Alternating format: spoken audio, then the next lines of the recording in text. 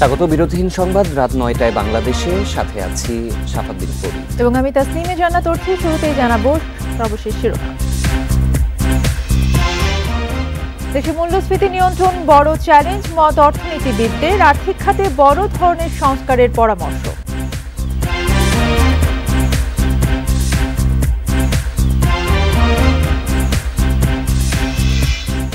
Corporate প্রতিষ্ঠানের নিয়ন্ত্রণে চালের বাজার, মৌসুমে পর্যাপ্ত সরবরাহ ও আমদানির পরও কমেনি দাম।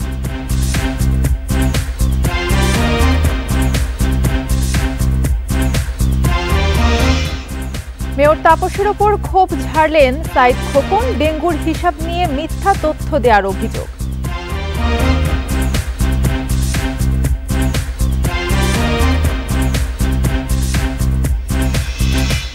এবং সৈয়দপুরে চেয়ারম্যান প্রার্থী দীপু গ্রেপ্তার, জীবন্ত ঘোড়া নিয়ে প্রচার ও শাস্তি না মানার খেসারত।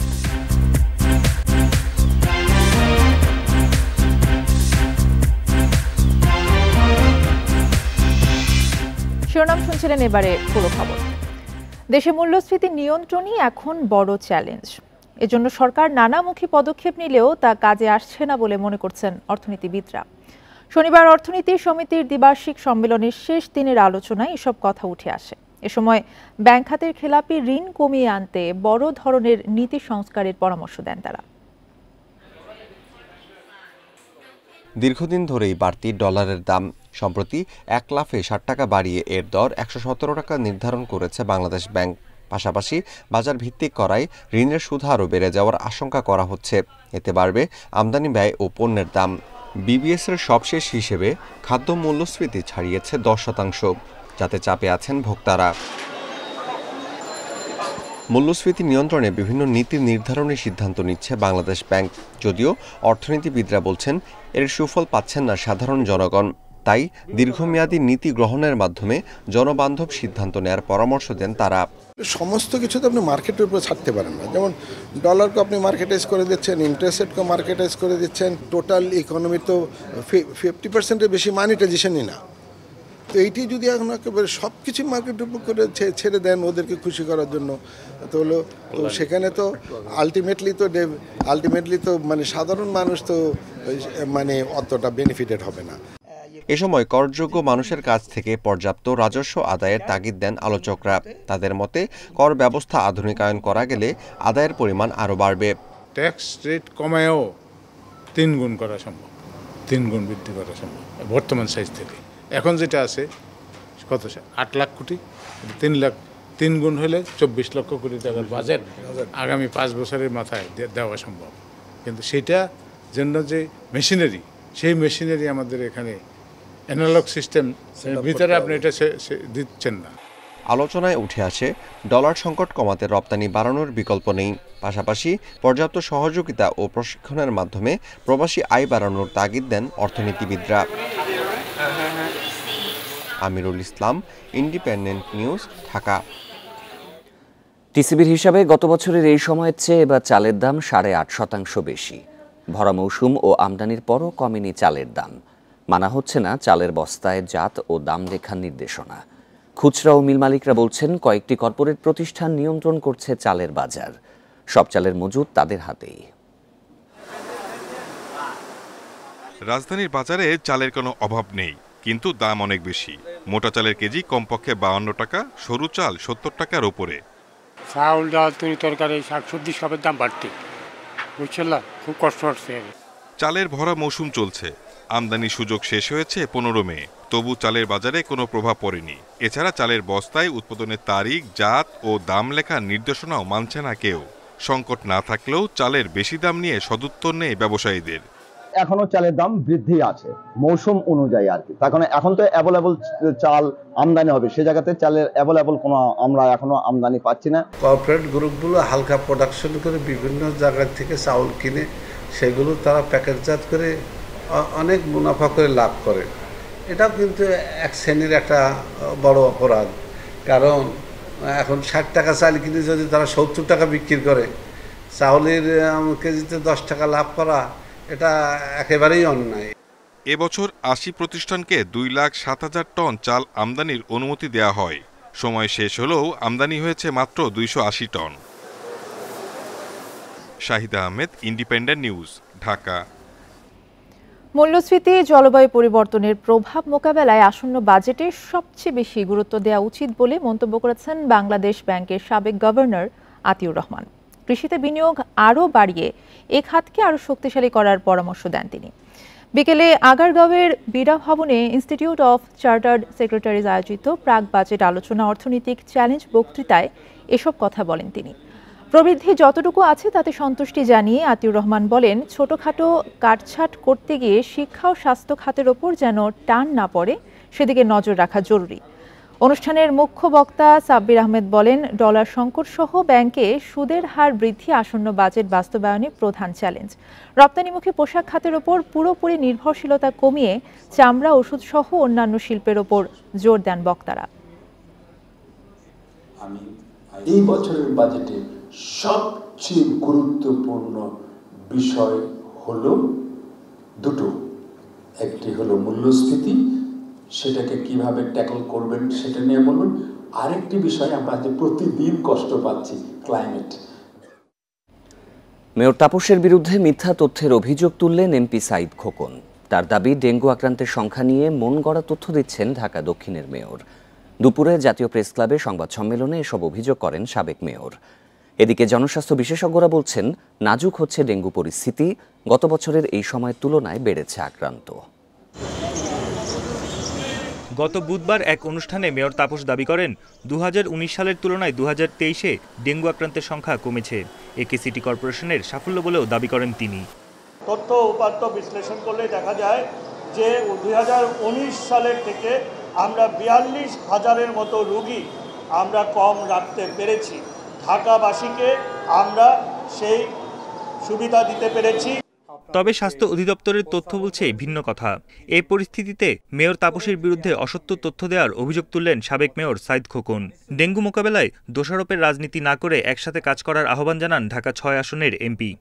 2019-এর তুলনায় 2023 সালে ঢাকায় রোগীর সংখ্যা 42,000 কম ছিল বলে একজন দায়িত্বশীল কর্তৃপক্ষের দায়িত্বশীল ব্যক্তি উল্লেখ করেছেন এবং স্বাস্থ্য অধিদপ্তরের তথ্য মতে এটা অসত্য।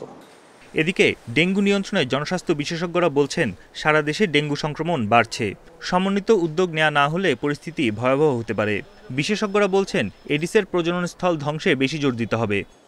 এখনো যদি আমরা পরিপক্কতার পরিচয় না দেই, আমাদের যদি খুব ভালো এই কর্মকৌশল না থাকে, আমাদের যদি ভালো প্ল্যান না থাকে, তাহলে যা হবার তাই হওয়ার কথা। এবং আমরা দেখছি, আমরা ঢাকা শহরে আদৌ ডেঙ্গু নিয়ন্ত্রণ করতে পারিনি। গত বছর সব রেকর্ড ছাড়িয়ে গেছে। 2019 সালে ডেঙ্গুতে মারা যায় 179 জন, আক্রান্ত হয় 1,01,354 জন। 2023 সালে মৃত্যু হয় 1,705 জনের, আক্রান্ত 3,21,179 জন। এবছর 17 মে পর্যন্ত ডেঙ্গুতে 33 জনের মৃত্যু হয়েছে। হাসপাতালে ভর্তি 2,581 জন। বন ইবনে কামাল, ইন্ডিপেন্ডেন্ট নিউজ, ঢাকা। নির্বাচনের পর বিএনপির ওপর কোনো দমন-পীড়ন হয়নি বলে মন্তব্য করেছেন আওয়ামী লীগের সাধারণ সম্পাদক ওবায়দুল কাদের। যুক্তরাষ্ট্রে আন্দোলনকারীদের সাথে যে ব্যবহার করা হচ্ছে, তেমন আচরণও তাদের সাথে করা হয়নি। সকালে রাজধানীর ধানমন্ডিতে আওয়ামী লীগ সভাপতির রাজনৈতিক কার্যালয়ে সংবাদ সম্মেলনে এসব কথা বলেন ওবায়দুল কাদের। সমসাময়িক বিভিন্ন বিষয়ে কথা বলতে ধানমন্ডিতে আওয়ামী লীগ সভাপতির রাজনৈতিক কার্যালয়ে সাংবাদিকদের মুখোমুখি হন ওবায়দুল কাদের।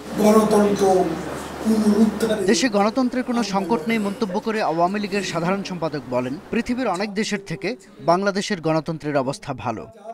যুক্তরাষ্ট্রের কয়েকটা ভার্সিটিতে ছাত্রদের যে আন্দোলন, সেই আন্দোলন দমন করতে গিয়ে কিভাবে মেয়েদের পেছনের দিকে হাত নিয়ে রশি দিয়ে বেঁধে গ্রেপ্তার করা হয়েছে, এমনকি ইউনিভার্সিটির একজন প্রফেসর পর্যন্ত। তা আওয়ামী লীগ সরকার তো বিএনপির সাথে ব্যবহার করেনি। 28 অক্টোবর যা করে গিয়েছিল, নির্বাচন বয়কটের পর তাদের উপর দমন নিপীড়ন যেটাকে বলে, সেটা তো হয়নি।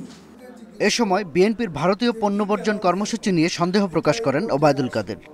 আজকে আবার পত্রপত্রিকায় দেখলাম যে বিএনপি ভারত বিরোধিতার বিষয়টি তারা পুনর্বিবেচনা করে দেখছে, বিরোধিতা না করে মধ্যপন্থা অবলম্বন করা যায় কিনা।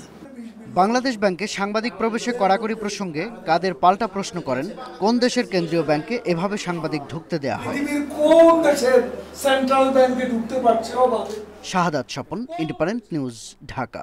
জীবন্ত ঘোড়া নিয়ে নির্বাচনী প্রচারণা চালিয়েছেন সৈয়দপুরের চেয়ারম্যান প্রার্থী ফয়সাল দিদার দীপু। আচরণবিধি ভঙ্গের দায়ে তাকে 40,000 টাকা জরিমানা এবং অনাদায়ে 1 মাসের কারাদণ্ড দেয় ভ্রাম্যমাণ আদালত। কিন্তু সেই শাস্তি মানতে না চাইলে দীপুকে গ্রেফতার করা হয়। পরে জামিন চাইলে তা নামঞ্জুর করে কারাগারে পাঠানোর নির্দেশ দেয় আদালত। শুক্রবার সকালে সৈয়দপুরের বাঙালিপুর এলাকায় জীবন্ত ঘোড়া নিয়ে প্রচারণা চালান ঘোড়া প্রতীকের উপজেলা চেয়ারম্যান প্রার্থী ফয়সাল দিদার দীপু। এ সময় নির্বাহী ম্যাজিস্ট্রেট তাকে এক দফা সতর্ক করেন।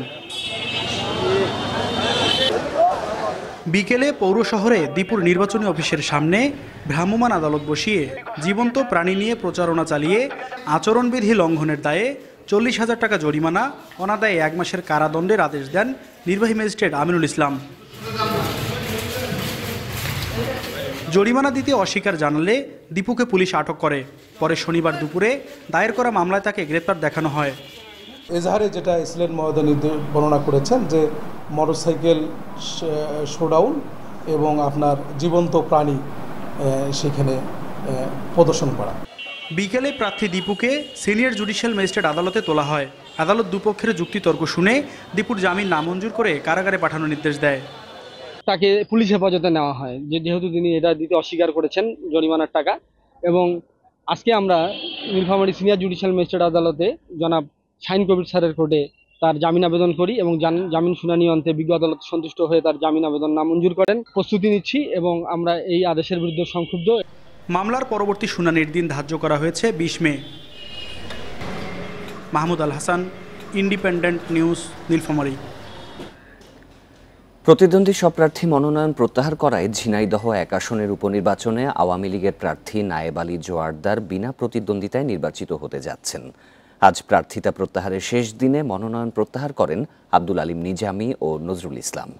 নির্বাচনী কর্মকর্তা জানান, দপ্তর থেকে গেজেট প্রকাশের জন্য কাগজপত্র নির্বাচন কমিশনে পাঠানো হবে। এরপরই এ বিষয়ে আনুষ্ঠানিক ঘোষণা দেওয়া হবে।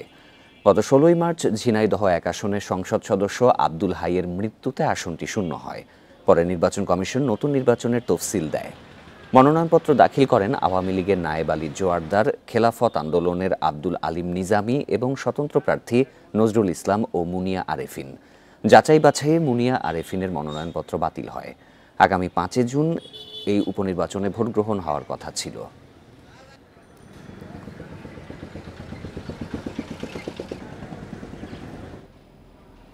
দেশের বিভিন্ন এলাকায় বজ্রপাতে 7 জন নিহত এবং 4 জন আহত হয়েছেন। এর মধ্যে নরসিংদীতে মা ছেলে সহ মৃত্যু হয়েছে 4 জনের। এছাড়া টাঙ্গাইলে বজ্রপাতে মারা গেছে 2 ভাই। টানা তাপপ্রবাহের পর নরসিংদীর বিভিন্ন স্থানে হয়েছে গুঁড়ি গুঁড়ি বৃষ্টি। এ সময় আলোকবালির চরাঞ্চলে ধান কাটার সময় বজ্রপাতে মা ছেলে সহ 3 জন নিহত হয়েছেন। একই সময় শহরতলির হাজিপুরে বজ্রপাতে মসলিউদ্দিন নামে আরও একজনের মৃত্যু হয়।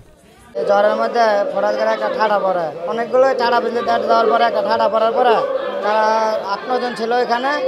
8-9 জন থাকার পরে 6 জন একসাথে আহত হয়। সকালে বৃষ্টি বজ্রপাত হয়েছে না, ঠাডা পড়ে পরে সাথে সাথে মারা গেছে। টাঙ্গাইলের কালিহাতীতে ধান কাটার সময় বজ্রপাতে আফজাল হোসেন ও আমির হোসেন নামে 2 ভাইয়ের মৃত্যু হয়েছে। প্রত্যক্ষদর্শীরা জানান, ধান কাটার সময় গুঁড়ি গুঁড়ি বৃষ্টি সহ বজ্রপাত শুরু হয়। এই সময় এই মৃত্যুর ঘটনা ঘটে। এছাড়া গাজীপুরের শ্রীপুরে ধান শুকানোর সময় বজ্রপাতে ফাতেমা আক্তার নামে এক গৃহবধূর মৃত্যু হয়েছে।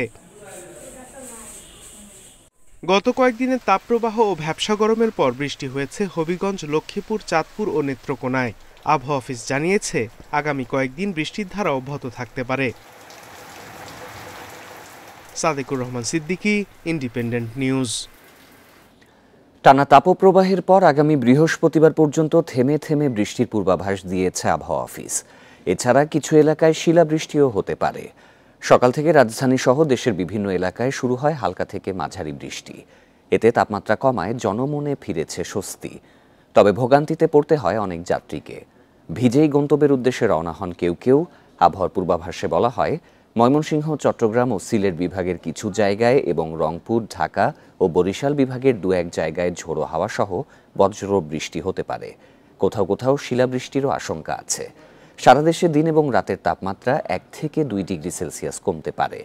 বৃহস্পতিবার পর্যন্ত সারা দেশে বৃষ্টি অব্যাহত থাকবে।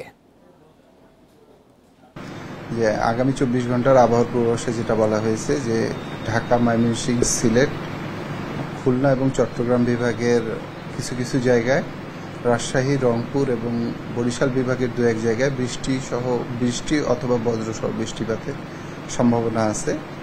আর তাপমাত্রার কথা যেটা বলা হয়েছে যে আগামী 24 ঘন্টায় দিনের তাপমাত্রা 1 থেকে 2 ডিগ্রি সেলসিয়াস কমতে পারে এবং রাতের তাপমাত্রা প্রায় অপরিবর্তিত থাকতে পারে। শ্রমজীবী মানুষের জন্য আলাদা শ্রমিক বাজেট তৈরির পরামর্শ দিয়েছেন বিশ্লেষকরা। দুপুরে রাজধানীতে টেক্সটাইল গার্মেন্টস শ্রমিক ফেডারেশন আয়োজিত শ্রমিকদের জন্য কেমন বাজেট চাই শীর্ষক বৈঠকে এই পরামর্শ দেয়া হয়। বক্তারা বলেন, জাতীয়ভাবে শিশু বাজেট, স্বাস্থ্য, শিক্ষা বাজেট আছে, কিন্তু বাজেটে শ্রমিকদের নিয়ে খুব বেশি আলোচনা হয় না। এ সময় সাবেক মন্ত্রী ও পরিবহন নেতা শাহজাহান খান বলেন, শ্রমিকদের বাজেট যেন সুনির্দিষ্ট মন্ত্রণালয়ের অধীনে না হয়। এছাড়া শ্রমিকদের কাজগুলো সমন্বয় করতে প্ল্যাটফর্ম গঠনের কথা বলেন তিনি। এ সময় আসন্ন বাজেটে শ্রমিকদের মজুরি বৃদ্ধির পাশাপাশি রেশনিং ব্যবস্থা, চিকিৎসা, যাতায়াত, আবাসনের বিষয়ে গুরুত্ব দেওয়ার তাগিদ দেন সিবিটির গবেষণা পরিচালক ডক্টর খন্দকার গোলাম মোয়াজ্জেম। পল্লী উন্নয়ন বলে একটা আলাদা খাত রয়েছে, শিল্প খাত বলে একটা খাত রয়েছে, ঠিক আছে, কিন্তু শ্রমিক খাত বলে কিন্তু কোনো খাত বাজেটে নেই। মাননীয় প্রধানমন্ত্রীকে আমি আহ্বান জানাবো, আমরা সকলেই মিলে যে শ্রমিকদের স্বার্থ রক্ষার জন্যে আপনি নিজে বলেছিলেন রেশনিং ব্যবস্থা বা তাকে একটা কার্ড ন্যূনতম মূল্যে আপনারা অন্তত একটা কার্ড ইস্যু করবেন। গোপালগঞ্জে সেপটিক ট্যাঙ্ক পরিষ্কার করতে গিয়ে শ্বাসরুদ্ধ হয়ে 2 শ্রমিকের মৃত্যু হয়েছে। অসুস্থ হয়ে হাসপাতালে ভর্তি আরও 2 শ্রমিক। দুপুরে কাশিয়ানীতে রুলিয়া ইউনিয়নের পূর্বপাড়া গ্রামে এই দুর্ঘটনা ঘটে। স্থানীয়রা জানান, উপজেলার পারুলিয়া গ্রামের বাসিন্দা আলমগীর হোসেনের নির্মাণাধীন বাড়ির সেপটিক ট্যাঙ্ক পরিষ্কার করতে নামেন সুমন ও নাহিদ নামে 2 শ্রমিক। এ সময় তারা জমে থাকা বিষাক্ত গ্যাসে অজ্ঞান হয়ে পড়েন। তাদের উদ্ধারে আরও 2 শ্রমিক মাহবুব ও মুকুল নামলে তারাও অসুস্থ হয়ে পড়েন। খবর পেয়ে ফায়ার সার্ভিস ঘটনাস্থলে গিয়ে 4 জনকে উদ্ধার করে কাশিয়ানী উপজেলা স্বাস্থ্য কমপ্লেক্সে নিয়ে আসে। সেখানে চিকিৎসকরা সুমন ও নাহিদকে মৃত ঘোষণা করেন।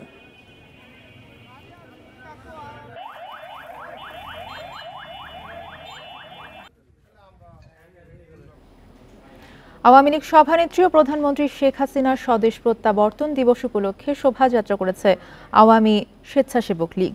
বিকেলে রাজধানীর ইঞ্জিনিয়ার্স ইনস্টিটিউশন থেকে শুরু হয় শোভাযাত্রা। এর আগে এতে বক্তব্য রাখেন দলের যুগ্ম সাধারণ সম্পাদক আফম বাহাউদ্দিন নাসিম। তিনি বলেন, প্রধানমন্ত্রী শেখ হাসিনা দেশে ফিরে এসেছিলেন বলেই আজ স্মার্ট বাংলাদেশ বিনির্মাণ সম্ভব হয়েছে। শোভাযাত্রাটি ইঞ্জিনিয়ার্স ইনস্টিটিউশন থেকে শুরু হয়ে ধানমন্ডিতে গিয়ে শেষ হয়।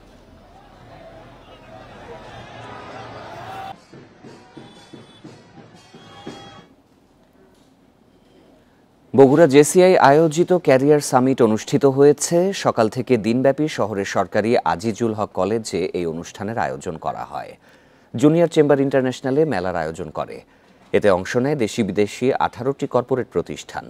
এবার আনুষ্ঠানিকভাবে তাদের সাথে যুক্ত হলো তারুণ্যভিত্তিক দক্ষতা উন্নয়নের সংগঠন এক্সিলেন্স বাংলাদেশ।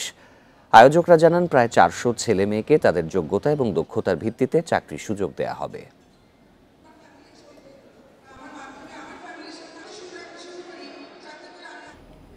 চাপে পড়েছে আল রিসান ট্রাভেলস এবং দিয়া ইন্টারন্যাশনাল। তাদের বিরুদ্ধে টাকা নিয়ে উধাও হয়ে যাওয়ার অভিযোগ করেছেন 468 হজযাত্রী। পরে হাব ও ধর্ম মন্ত্রণালয়ের চাপে এজেন্সি দুটি হজযাত্রীদের জন্য সব টাকা জমা দিয়েছে। তবে তাদের যুক্তি, কতিপয় মধ্যস্বত্বভোগী এই সংকট সৃষ্টি করেছে। এবার হজে যাচ্ছেন 85,000 বাংলাদেশি।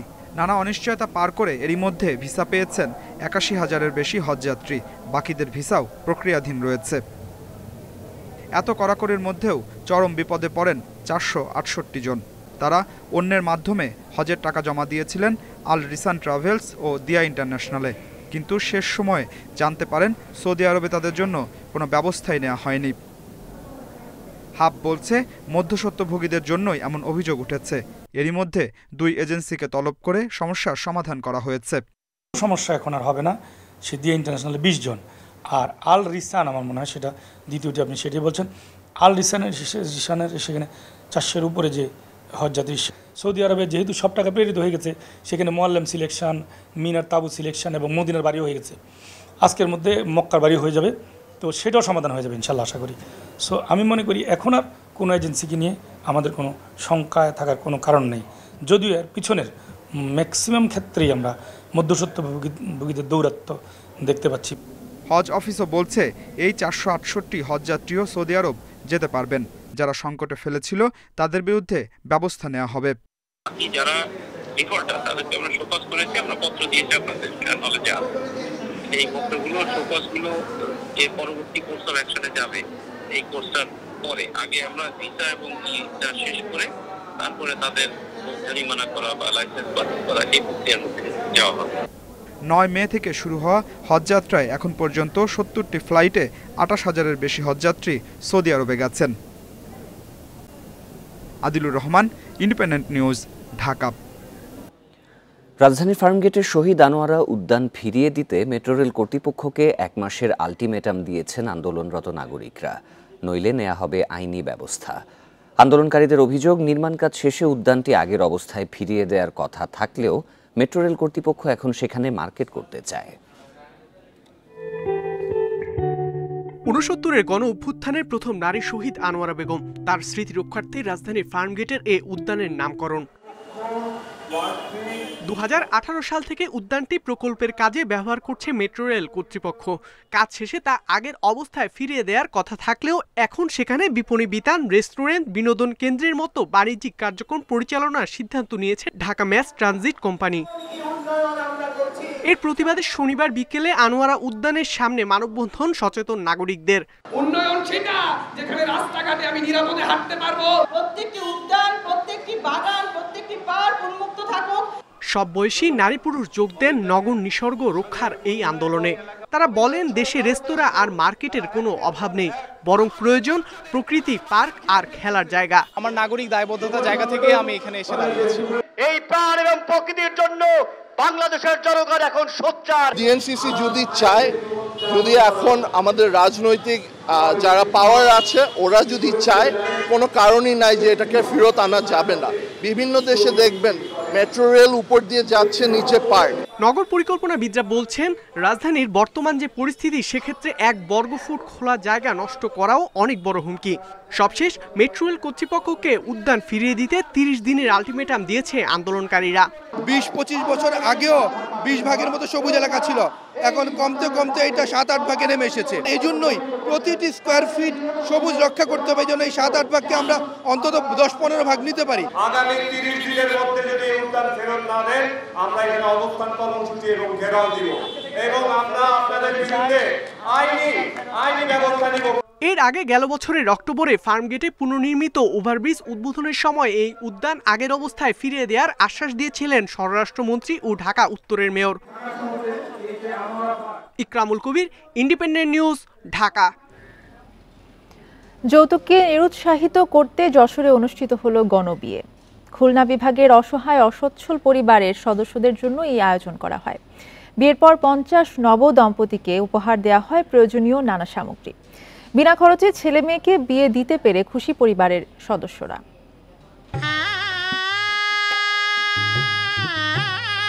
হাতে মেহেদি, লাল টুকটুক শাড়ি পরা, মাথায় বড় ঘোমটা, বিয়ের সাজে সারিবদ্ধ 50 কনে। খুলনা বিভাগের বিভিন্ন জেলায় অসহায় অসচ্ছল 100 পরিবারের এসব নারীকে বিয়ে দেওয়া হলো কোনো যৌতুক ছাড়া। এই গণবিয়ে আয়োজন করা হয়েছে যশোরের ঝিকরগাছায় গাজীর দরগা মাদ্রাসা প্রাঙ্গণে। সেখানে আগে নির্ধারিত পাত্রপাত্রের বিয়ে পড়ান কাজী। ভোজ শেষে নবদম্পতিদের উপহার দেওয়া হয় ভ্যান সহ নানা সামগ্রী। সমাজের সবাই এরকম যৌতুক বিয়ে করুক, এই যৌতুক নামক যে ব্যাধি, এই ব্যাধিটা আমাদের সমাজ থেকে, আমাদের দেশ থেকে বিতাড়িত হয়ে যায়। উপহার পেয়ে আমি খুবই খুশি হয়েছি আর কি। এটা পেয়ে আমি ভালো কিছু করতে চাই আর কি সংসারের জন্য। এটা আমার এই গাড়িটা খুবই ভালো কাজে লাগবে। বিনা খরচে ছেলে মেয়েকে বিয়ে দিতে পেরে খুশি পরিবারের সদস্যরা। ছোট একটা ব্যবসা করি, সেই ব্যবসার দ্বারা আমার ছেলে বিয়ে দেওয়া সম্ভব হতো না। এই ঈদে সাপোর্ট পাইছিলাম, এর জন্যই আমি খুব একটা খুশি। আমরা গরিব মানুষ, ছেলেদের খুব সাহায্য পাইছি, আমরা এর জন্য খুব খুশি। আয়োজকরা জানান, যৌতুক প্রথাকে নিরুৎসাহিত করতেই এই আয়োজন। যৌতুকবিহীন বিবাহ প্রথা চালু করার উদ্দেশ্যে যাতে যৌতুকের বলি কোনো নারীকে সহিংসতার শিকার না হতে হয়, সেজন্য আমরা এই উদ্যোগ নিয়ে থাকি। প্রতি বছর এমন গণবিয়ের আয়োজন করা হয় বলে জানান আয়োজকরা। Independent news. এই ছিল এখনকার সংবাদে। সব খবরের বিস্তারিত জানতে চোখ রাখুন ফেসবুক, ইউটিউব এবং এক্সে। ধন্যবাদ সবাইকে।